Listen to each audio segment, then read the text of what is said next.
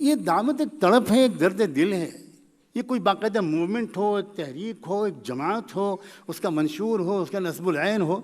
میں ان چیزوں کی نفی نہیں کرتا، لیکن یہ چیزیں اوریجنل نہیں ہیں. ہو سکتا ہے کہ ایک انسان کسی جماعت کا ممبر کچھ نہ ہو، کوئی منشور، کوئی نصب العین نہ ہو، ایک دیہاتی ان پڑھ انسان ہو، لیکن اس کو اخلاق محمدی ملے ہوں، درد ملا ہو، اس کے اندر خیرخواہی ہو انسانی برادری کی، اپنے ملک کی برادری کی، تو بہت کامیاب داعی ہو سکتا ہے. اور ایک شخص مشرق و مغرب کے فلسفوں کا عالم اور ماہر ہو لیکن درد دل نہ ہو، وہ بہت کچھ بن سکتا ہے لیکن داعی نہیں بن سکتا. پھر دعوت کے جو کہا گیا حکمت کے ساتھ دعوت دینا. آج ہماری ایک اور کمزوری ہے، جس انسان کو، ہم میں سے جس طریقے سے دینی اور دعوتی کاموں کا کچھ تجربہ اور ذوق ہوتا ہے اور اس سے اس کو مناسبت ہوتی ہے، وہ کچھ اس طرح کا اصرار شروع کرتا ہے کہ بھئی یہی طریقہ صحیح ہے، اور اس سے بہت تنگ نظری امت کے اندر فرقے گروپ در گروپ بنتے چلے جا رہے ہیں.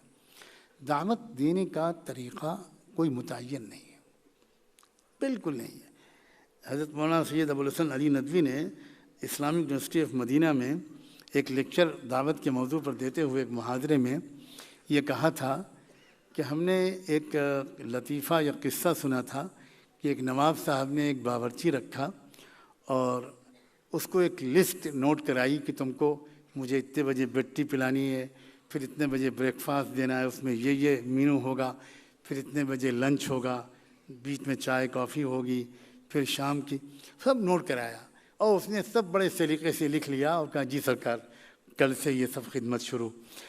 اور اگلے ہی صبح جب نواب صاحب گھوڑ سواری کے لیے نکلے تو یا تو نواب صاحب نئے تھے یا گھوڑا نیا تھا یا دونوں نئے تھے. ہوا یہ کہ جب ایک پیر نواب صاحب نے پیر میں رکھا، رکاب میں رکھا، اور ابھی وہ پورا گھوڑے کی پیٹھ پر سوار نہیں ہو پائے تھے کہ پہلے ہی گھوڑا چل دیا. اب نواب صاحب آدھے سوار اور آدھے لٹکے ہوئے گھسٹتے جا رہے ہیں اور چیخ رہے ہیں بچاؤ بچاؤ بچاؤ بچاؤ.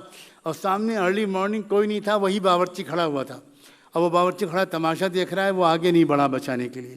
بڑی مشکل سے کافی دیر کی جدوجہد کے بعد نواب صاحب قسمت سے بچ گئے. تو انہوں نے بلایا اور باورچی کو کہا کہ تم کیسے بے وفا آدمی ہو، تم نے سامنے دیکھا اور مجھے نہیں بچایا. تو اس نے صدری کے اندر کی جیب سے وہ فہرست نکالی اور کہا کہ وہ کل آپ نے مجھے جو لسٹ آف ڈیوٹیز لکھوائی تھیں اس میں یہ تو کہیں لکھا نہیں. تو حضرت مولانا ابوالحسن علی ندوی نے کہا کہ دعوت کے اصول باورچی کی فہرست نہیں ہے،